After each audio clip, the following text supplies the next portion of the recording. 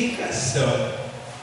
Eu quero falar sobre santificação, porque se nós não formos santos, nós não entraremos no céu.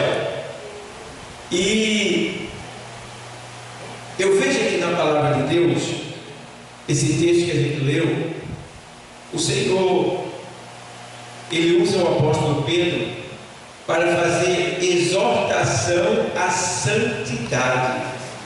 Exortação à santidade. O que é exortação? É alguém dizer assim para você: ó, seja santo, se santifique, busque a santificação. E a gente vê aqui que o apóstolo Pedro, ele escreve dizendo assim: portanto, cingindo os lombos do vosso entendimento, sede sóbrios e esperai inteiramente na graça que vos ofereceu na revelação de Jesus Cristo. Ou seja, ele manda que a gente se cinja. Cingir quer dizer se vestir. Essa vestimenta que ele está falando aí é uma vestimenta espiritual. Quando ele diz assim, olha, cingir os vossos lombos, é como se ele dissesse assim, olha, se vista por completo. Do que? De santidade. Tem um texto em Eclesiastes 9 e 8. Deixa eu ver aqui se é 9 e 8 ou se é 8 e 9. Eclesiastes, como é culto de estudo da palavra, a gente tem que acertar os versículos, não pode errar. Então em Eclesiastes, deixa eu ver aqui se é o 9, capítulo 9,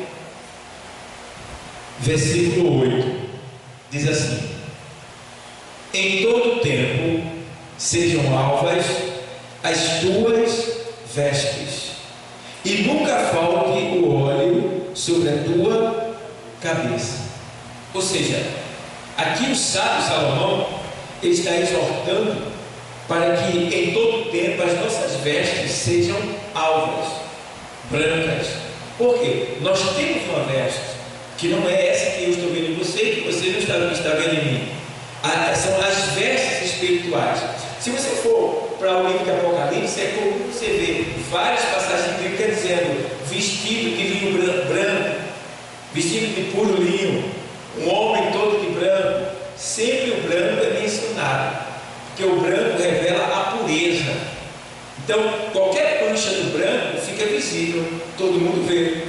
Então, a gente vê que aqui o sábio está exortando para que nós mantenhamos as nossas vestes sempre brancas. Por quê? Na trajetória do dia a dia, nossas vestes que são brancas, elas são manchadas, entendeu? Algum vacilo, alguma coisa que a gente comete, que a gente erra, isso mancha nossas vestes. E pastor, e como é que a gente purifica? Como é que a gente deixa as nossas vestes brancas novamente? A Bíblia diz que para nós purificarmos novamente a nossa veste e ela se tornar totalmente branca, tirando aquela mancha, a gente tem que lavar ela no sangue do Cordeiro. Lembra que lá em Apocalipse ele diz assim: quem são esses que estão aí, né? Essa multidão. Aí o Senhor diz assim: estes são os que lavaram as suas vestiduras no sangue do Cordeiro. Toda vez que a Bíblia fala sangue, ela está falando de vida, tá bom? Então, o que é lavar as vestiduras no sangue do Cordeiro? É você pegar a sua vida e colocar ela de acordo com a vida de Cristo, porque o sangue é a morada da alma. Então, o sangue, sem o sangue, o corpo não vive. E o bom é que o meu sangue, o meu e o teu sangue não purifica nada, porque a gente é pecador. Mas o sangue de Jesus, ele é imaculado, ele não tem pecado, ele é puro, ele é santo, ele é inocente. Então ele tem esse poder de purificar a nossa vida dos nossos pecados, ou seja, tirar as manchas do pecado da nossa veste, para que a gente se torne novamente alvo branco como a neve. Entende bem? Então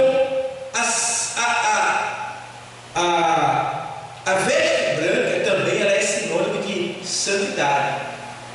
Por quê? O que é santidade? Separação do pecado. Então, se as suas vestes estão manchadas, simboliza que na sua vida tem pecado. Você está em pecado. Então, por isso que a Bíblia deixa bem claro que a palavra santificação quer dizer separado. Diga, santo, quer dizer separado. Para uso exclusivo de Deus. Então, tudo que está diante de Deus é santificado. É santificado. Aí você diz assim: eu vou ter que parar porque o relógio não é convertido. Isso aí é um pecado. Quando a gente diz que algo na casa do Senhor não é convertido, tudo aqui é consagrado ao Senhor. A cadeira que você está, o relógio que nos dá a hora, os ventiladores, os ar-condicionado, tudo aqui é consagrado e santificado para o Senhor. Porque santificado quer dizer separado para uso exclusivo de Deus. Nós também somos santos, né? Eu não posso sair dizendo por aí que eu sou santo. Não posso. Eu sou santo, eu sou santo. Não. Mas Deus nos chama de santo. E para Deus nós somos santos, porque nós somos separados para uso exclusivo de Deus. E o outro ponto é: por que nós somos santos? Porque o Senhor diz na oração de João, escrito por João, capítulo 17 e versículo 17, ele diz assim: Pai, santifica-os na verdade, a tua palavra é a verdade.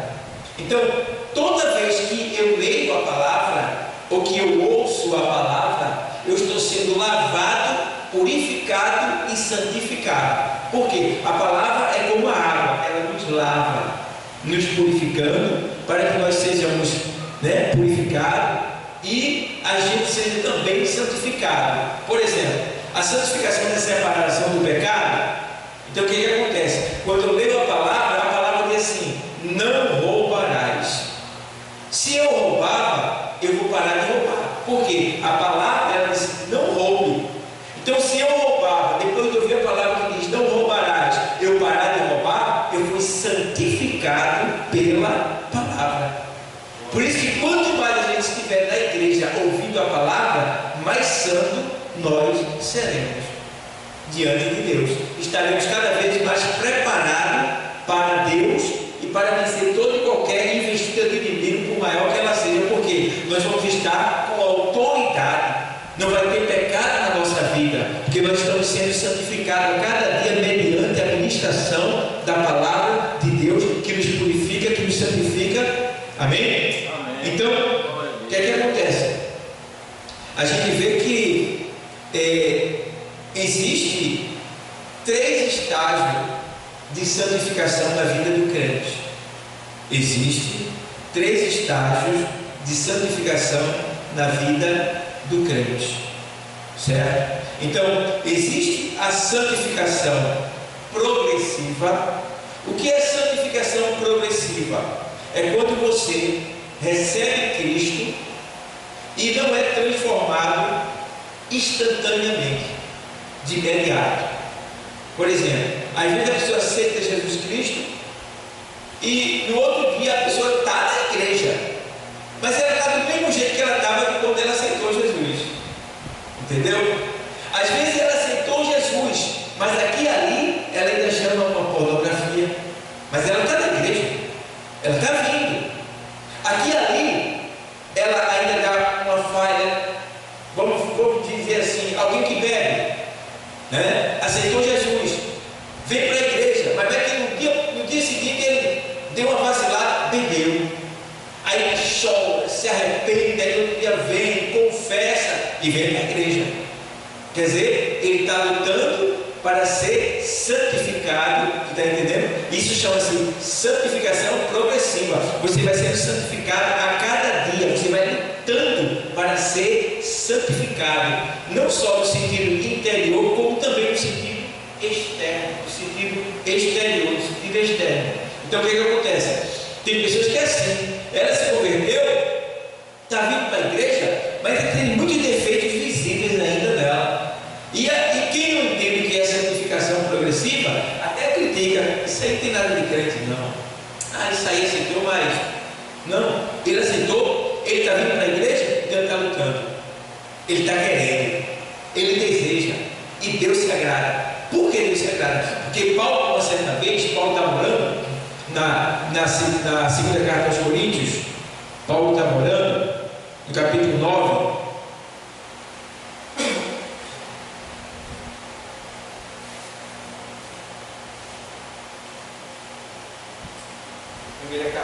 primeira carta aos Coríntios, capítulo 9, perdão. Você se lembra que o apóstolo Paulo, ele estava orando, orando a Deus, e ele disse assim, olha, vou ler para você aqui, onde ele faz assim, quando ele é arrebatado em espírito, aí ele faz assim, conheço o homem, aí ele faz, não sei se no corpo, não sei se em espírito, ele diz aqui, eu perdi aqui o texto aqui, se eu achar aqui, peraí, só um minuto, tá? Segundo aos Coríntios, deixa eu achar aqui para vocês, que é para não errar, tá bom?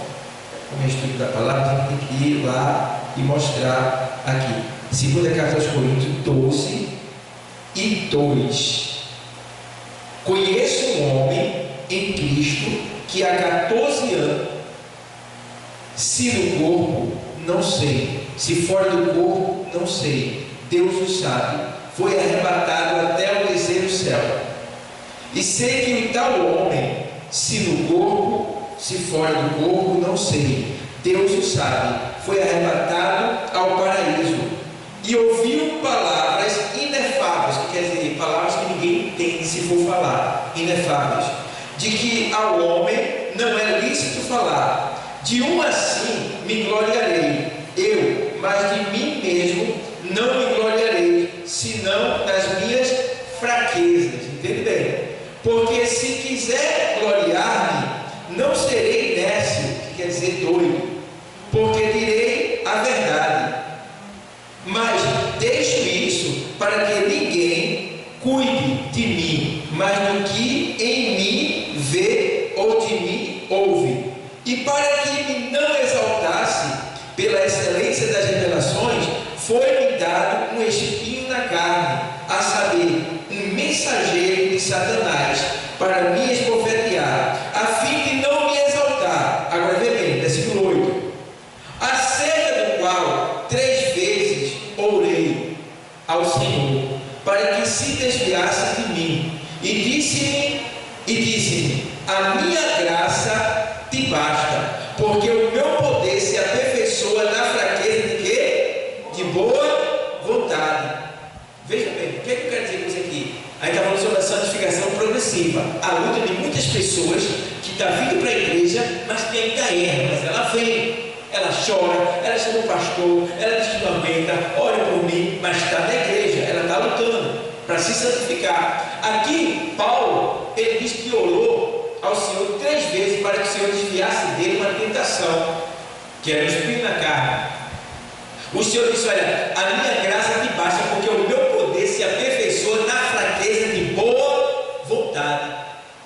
Então existe a fraqueza de boa vontade e existe a fraqueza de má vontade. O que é que acontece? Às vezes você está fraco, você não quer ler, mas se você tiver o conhecimento da palavra e realmente estiver buscando a santidade, que quiser ser santo, você vai entender que essa vontade de não ler não é de você, é da sua carne, é da sua natureza caída. Então, como você está em constante luta contra a sua carne, a sua natureza, porque a sua natureza não quer que você seja santo, ela quer que você peque, então o que é que você vai fazer? Eu estou sem vontade de ler. Você está entendendo? Aí você está vencendo você está vencendo a sua natureza, porque aquilo que a sua carne não quer que você faça, você está fazendo. Por que a sua carne não quer? Porque aquilo santifica, aquilo afasta a sua carne do que não presta, então ela não quer. Mas aí você vai fazer, porque aquilo ali você vai estar fazendo para agradar a Deus e se santificar mais. Amém? Então a fraqueza de boa vontade é aquela fraqueza que você sabe que aquilo ali está vindo da sua carne, ou seja, você não quer orar, é da carne. Aí você diz, mas eu vou orar. Você está entendendo? Aí você está se santificando, você está sendo fraco, mas sendo fraco de boa vontade. Estou sem vontade de ir para a igreja hoje, mas vem. Você venceu a sua carne, venceu o mundo, venceu Satanás, venceu sua natureza e está se santificando, mesmo fraco, mesmo sem vontade, mas veio. Glória a Deus. Está entendendo? Essa é a fraqueza de boa vontade. Eu estou sem vontade de jejuar. É a sua carne, é a sua natureza, que não quer que você busque, que você se santifique, que você vença ela, que você quer ela, eu vou jejuar. Então, tudo que a carne não quer que você faça, você deve fazer. Porque isso agrada a Deus. O apóstolo Paulo, ele escreve isso na sua carta aos Romanos, quando ele diz lá 7 e 18, na sua carta aos Romanos, veja o que diz lá. Aos Romanos 7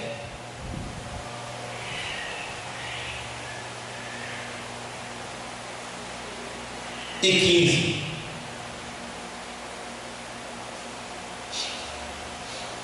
Porque o que faço não aprovo, pois o que quero, isso não faço. Vou ler de novo para você entender bem direitinho, ó. Porque o que faço não o aprovo, pois o que quero, isso não faço, mas o que aborreço, isso faço. Paulo está dizendo que ele estava na prata do pecado, mas Paulo estava dizendo aqui que muitas vezes, quando ele queria fazer o bem, ele terminava fazendo o mal. Você está entendendo? É o que acontece com a gente. Às vezes ele diz palavras que não era para a gente dizer, e você diz assim: puxa, eu não queria ter falado isso. Entendeu? Então você fez um mal que você não queria fazer. Você não queria, mas falou. Aí Paulo diz aqui, ó, olha o que ele diz aqui eu li o 15, não foi? Aí o 16: e se faço o que não quero, consinto com a lei que é boa. Se faço o que não quero, consisto com a lei que é boa. Deixa eu explicar isso daqui. O que acontece aqui? A lei de Moisés era boa? Era. Embora ela não santificava e embora ela não salvava, porque ninguém conseguia cumprir a lei, mas a lei, ela foi dada por Deus e Moisés. E por que Deus deu a lei? Para que o homem descobrisse o quê? O pecado. Então, antes da lei, eu matava uma pessoa e não sentia nada. Eu batia na cara da pessoa e não sentia nada. Mas quando a lei foi dada, eu sabia que se eu bater na tua face, você teria que bater na minha. Seria olho por olho, dente por dente. Então, se eu bater no seu olho, você teria que bater no meu. Então agora eu já não ia mais bater em você, porque se eu batesse em você, eu também ia sentir a mesma dor que você sentiu. Então esse era o propósito da lei de Moisés, era fazer com que você entendesse que o que você fazer vai ter um retorno, vai ter uma consequência. Então com isso, ele impedia que as pessoas matassem, porque quem matasse teria que morrer. Quem batesse teria também que apanhar. Entendeu? Então, Paulo está dizendo, a lei era boa?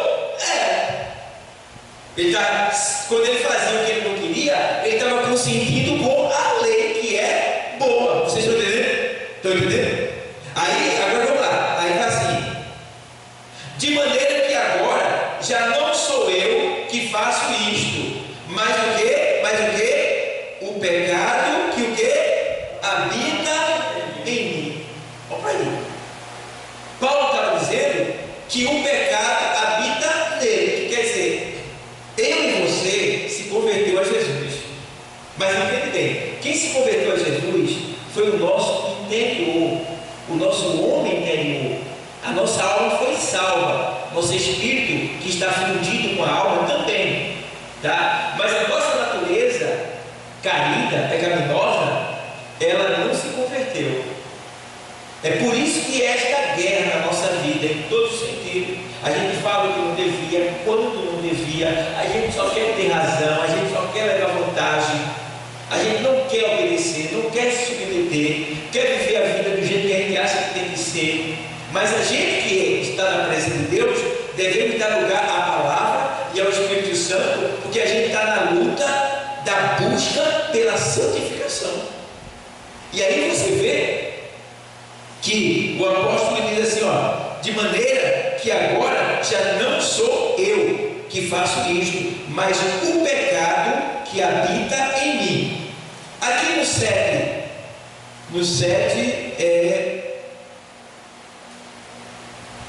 6 e 14. 6 e 14 é assim, ó. Vou ler para você. Porque o pecado não terá domínio sobre vós, pois não estáis debaixo da lei, mas debaixo da graça. Que quer dizer que, embora você pecando, não é porque você é dominado pelo pecado, está dominado por ele, porque ele já não tem mais domínio sobre você, tá? É por isso que a gente é pecador remido. Existem dois tipos de pecador: o pecador quanto mais e o pecador remido. Então nós somos pecador remido. O quanto mais ele todo dia comete pecado e está no mesmo pecado, ele está vivendo no pecado. Nós não, nós já não estamos mais vivendo no pecado, nós agora estamos separados do pecado pela santificação mediante a palavra de Deus e o Espírito Santo. Entende? Então o que acontece? A gente já não está mais vivendo no pecado, nós estamos separados do pecado e ele já não tem mais domínio sobre nós. Então, de maneira nenhuma, irmão, eu vou poder pecar e dizer assim, porque foi demais. Não tem como. Tem que dizer assim, ai meu Deus, não estou aguentando, a tentação está demais. Não, é você que é safado. É você que é safado. É você que não tem vergonha na cara. É. Porque se algo está te tentando, além da conta, faça feito José. O que foi que José fez? Correu. Pera para quem quer. Não é isso mesmo? Fuja. Vai embora. Sai de perto. Não olhe. Porque senão a sua natureza vai lhe derrubar. Vai lhe derrubar. E principalmente existe uma área em nós que é perigosíssima, que é a área da prostituição, a área da carnalidade, da promiscuidade. Entendeu? Então a gente tem que ter cuidado com a gente, isso está na nossa natureza. Foi Jesus que disse que isso está no nosso coração. Dentro do meu coração tem adultério, prostituição, furto, roubo, mentira, falso testemunho e blasfêmia. Está lá em Mateus 15 e 18. Porque do coração procedem os maus pensamentos, o falso testemunho, o adultério, prostituição. Está em nós, está aqui dentro, ó, de mim. Mas eu tenho que manter isso dominado, porque eu sei que isso é mal, está no meu coração, mas eu sei que isso é mal, então eu não vou deixar ser dominado por aquilo que está na minha natureza. Entende? Aí o que acontece? A gente tem que ter cuidado, porque, irmão, o pecado da prostituição, a gente está falando sobre santificação hoje, então eu estou falando sobre tudo aquilo que vai contra a santificação. Então o pecado da prostituição, ele é mais forte do que o próprio Satanás. Por quê? Primeiro ponto, o sexo oposto se atrai. O homem deseja a mulher e a mulher deseja o homem. Natural isso, né? Só que o Senhor diz, olha, se alguém se quer tentar para uma mulher, um homem, e no seu coração ele pensar, ele já adulterou com ela. Do mesmo jeito é a mulher. Do mesmo jeito é a mulher. Então, o Senhor deixa bem claro que Paulo diz assim, ó, o diabo escreve assim, resistir ao diabo e ele Vê bem, resistir a quem, pessoal? Ao diabo. O pai do pecado, o criador do pecado, a origem do pecado. A palavra está dizendo, resistir ao diabo. Vê só. Quer dizer, eu posso resistir ao diabo? Posso, quando eu estiver em santidade. Porque está dizendo que resistir ao diabo e ele o quê? Olha só. Como é que o diabo vai fugir de você? Quando você estiver em santidade. Santidade. Aí, vê bem o contrário. Vê agora. 1 Coríntios 6, 18, da sequência, diz assim: fugir da prostituição. Olha aí. Vê se você está entendendo o mistério. Paulo diz que você pode resistir ao diabo estando em santificação. Mas mesmo você estando em santificação, ele está dizendo, não brinque com a prostituição que ela te derruba. Fuja. Está brincando. Você em santificação, o diabo corre de você. Mas você mesmo em santificação, diante da prostituição, você é que tem que correr. Você é que tem que fugir. Senão você cai. Não tem bom, não adianta. Cai. Então Paulo diz, fugir da prostituição. Então, é um pecado que está na nossa natureza caindo. E a gente tem que o quê? Se santificar e também ter o conhecimento da palavra. Porque quem tem conhecimento da palavra está buscando santificação. Mas se não tiver conhecimento da palavra, se deixa levar pela emoção. Aí quando vê, cai. Por que caiu? Porque não está na palavra. Se você estiver na palavra, a palavra ela te santifica. Não roubarás, não adulterarás, não matarás, não mentirás, não dirás falso testemunho, honra teu pai e tua mãe. Está entendendo? A palavra vai dizendo o que você é para fazer, você vai se corrigindo e vai se separando daquele tipo de pecado e vai se aproximando mais de Deus. E aí, meu irmão? Santo, santificado. Então, ó, vamos lá. Então, a gente vê que é importante a gente ser santo, tá bom? Então, vamos ver aqui. A santificação progressiva na experiência vivida pelo uso da palavra e no dia a dia, entre alegrias e sabores, os crentes estão sendo gradativamente santificados pela obra do Espírito Santo em sua vida. Aí, claro, João 17 diz, santifica-os na verdade, a tua palavra é a verdade. De forma que devemos viver hoje evitando os erros de ontem e viver amanhã evitando os erros de hoje. Certo? Então, a Bíblia diz que a vereda do justo é como a luz da aurora. Provérbio 4 e 18. A vereda do justo, vereda quer dizer caminho. A vereda do justo é como a luz da aurora. O que é a luz da aurora? Quando você se acorda de 4 horas da manhã, está aquele vermelho no céu, lá no horizonte. Então, está escuro, mas ali está aquela faixa, né? Então aquilo ali é a aurora. O sábio está dizendo que a vereda do justo, ou seja, o nosso caminho, a nossa trajetória, o nosso dia a dia, é como a luz da aurora. Aí ele diz que vai brilhando, brilhando e brilhando até que seja dia perfeito. O que quer dizer isso aí? Que o nosso dia a dia é de aprendizado. Todo dia a gente está troncho, errado, mas todo dia a gente vai aprendendo e vai se aprumando, se aprumando, se aprumando, se aprumando, se aprumando até estar perfeito, até alcançar a perfeição. E essa perfeição, ela vai ser alcançada no dia que o Senhor nos arrebatar, ou então no dia que a gente partir. Aí nós alcançamos a perfeição. Então, a vereda do justo é como a luz da aurora, que vai brilhando, brilhando até que seja dia completo ou perfeito. Tá bom? Então, a gente vê aqui que, na busca pela santificação, a gente vê que a santificação progressiva, como já falei para vocês, é aquela santificação que ela fica em andamento. Ela está em andamento. A pessoa erra todo dia, falha todo dia, está ali lutando. Nem sempre ela é transformada ao olho nu, né? Visualmente falando. Você vê, a pessoa se converteu, está na igreja, mas não mudou muita coisa, mas ela está na igreja. Então ela está buscando a santificação. Aquela ali é um tipo de santificação progressiva. É aquela santificação que vai devagarinho. Todo dia ele muda, porque a palavra sai, aí vem para cá e Deus fala com ele. Não sei, estou errado. Né? Aí vem para cá, se converteu, vai estar na novela da Globo, né? Daquela miséria, que traz um monte de modo só para dentro de casa. Né? Aí a pessoa está lá.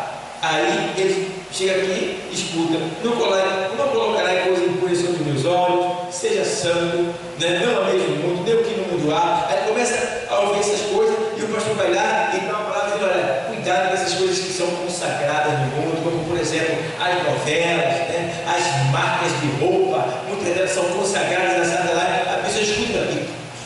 E eu vivo assistindo novela direto. Rapaz, pô, foi santificado.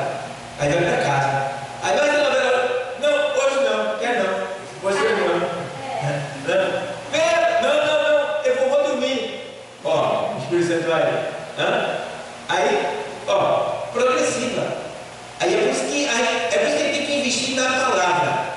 Quanto mais palavra tiver, mais santificação vai ter. Porque tem igreja que investe mais no diga bem, toca nele, empurra ele, pega nele, diga, a vitória é sua. Você não tem nada. Outras igrejas é só louvor. Chega lá na palavra, 10 minutos com a palavra, 15 minutos com a palavra, e quando o pregador vai pegar, ele vai dizer assim: receba o quê? Receba. Estou sentindo. Está sentindo o quê? Estou sentindo. Olha, estou sentindo. Nem abriu. Aí vem ler o texto, já fica dizendo: tu aí. Eita, Deus está me mostrando isso. Eita. Olha, prepara. Vai vir surpresa para tu. Isso te prepara, viu? Aí termina o culto. Esse movimento estranho. Quem foi santificado? Ninguém. Sai do mesmo jeito que entrou. Ou pior. Está entendendo? Voltou com tudo que veio. Se a pessoa ainda orou e pediu perdão, foi perdoado, tudo bem, não volta do mesmo jeito, né? Deus perdoou, mas não aprendeu nada para se defender no outro dia. Então a gente precisa realmente estar preparado para que a gente não venha deixar de investir na pregação da palavra. Então a santificação progressiva é justamente isso, é a pessoa estar sendo transformada a cada dia, como a luz da aurora, certo? É a progressiva. Aí tem a santificação instantânea. O que é a santificação instantânea? Vou falar da santificação instantânea da Bíblia. É o apóstolo, no caso, não apóstolo, mas Saulo de Tarso. Perseguiu o povo de Deus, consentiu na morte dos teus, torturava o povo de Deus, forçando eles a negar o nome do Messias, né? Ele pintava e bordava. Não queria saber de Jesus, era contra Jesus e matava quem fosse de Jesus. Mas o Senhor encontrou-se com ele, e na hora que o Senhor se encontrou-se com ele, ele caiu, né, daquele animal, ele já se levanta dizendo: Senhor, quem és? Aí o Senhor diz: Saulo, Saulo, por que me persegues? Quem és, Senhor? Eu sou Jesus, a quem tu persegue. Duro é para ti recalcitrar é dar coisa para trás, recalcitrar contra os aguilhão de Deus. Nós somos aguilhão. Sabe o que é aguilhão? Aquele ferro que tem 3 pontas assim, 3 pontas. Pronto, nós somos aguilhão. Aí o Senhor disse para Paulo: Paulo, tu está dando coisa, ponta de aguilhão, ponta de ferro, tá?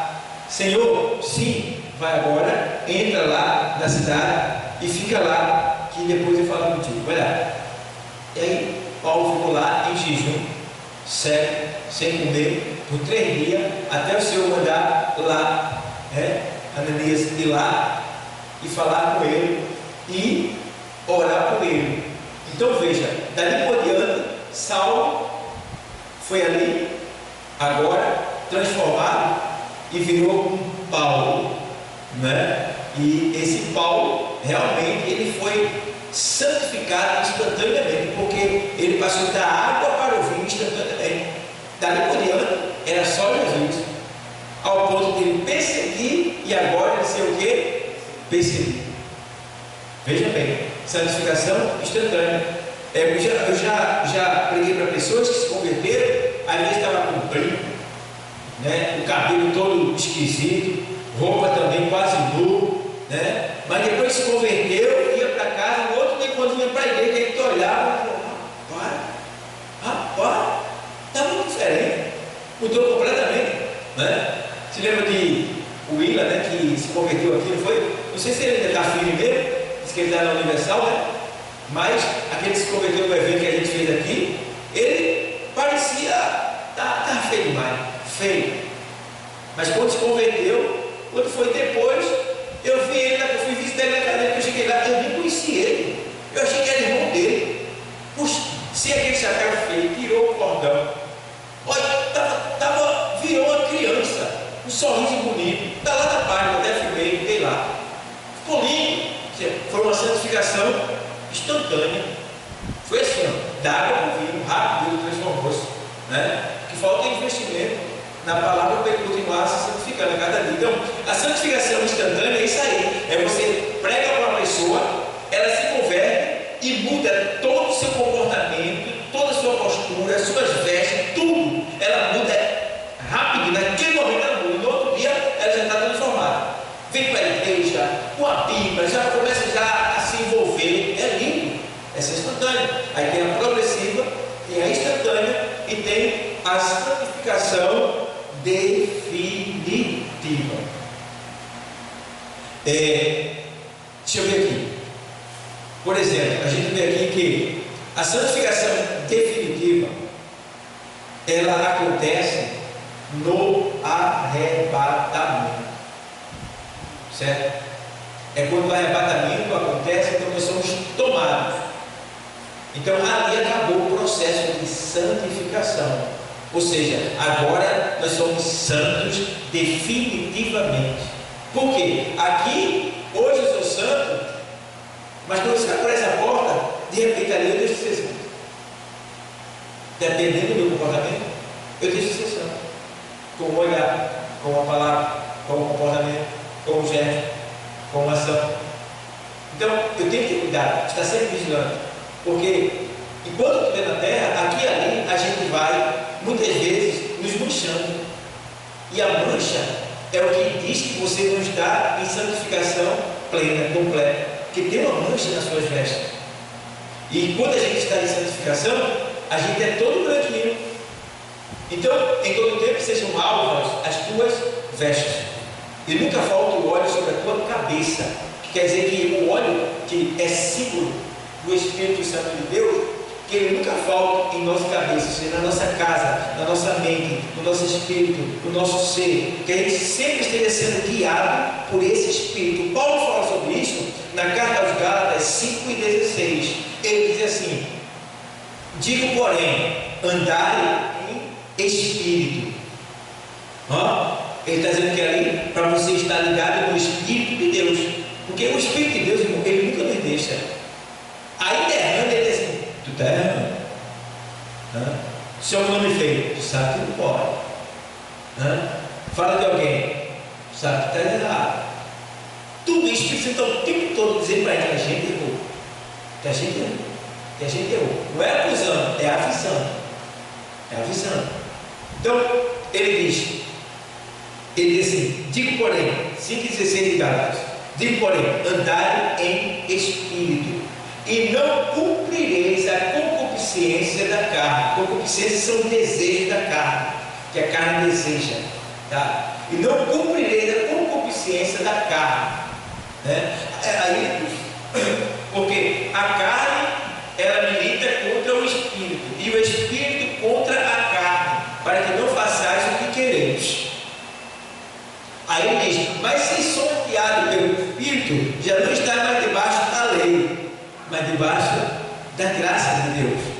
Então, quando a gente é guiado pelo Espírito, a gente não está debaixo da lei. Da lei o quê? Da lei de Moisés, que faz com que a gente venha se vingar de todo aquele que nos fez mal.